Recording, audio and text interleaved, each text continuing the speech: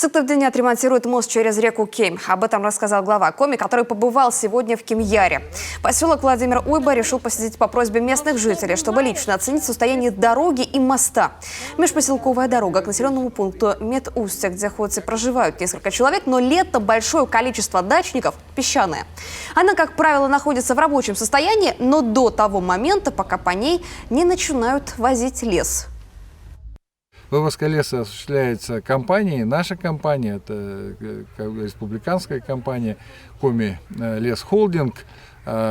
И сегодня я приглашу вот после этой поездки руководителя этой компании к себе для серьезного разговора, потому что, ну, конечно, в таком состоянии, как сейчас дорога, хотя мы проехали только на полноприводных машинах, это не удовлетворительное состояние дороги. А люди говорят о том, что когда идет вывозка леса, то по сути колея по пояс. И там даже полноприводные там УАЗы или там машины полноприводные не проходят. Поэтому сегодня будет разговор с руководителем, поскольку компания вообще социально активная.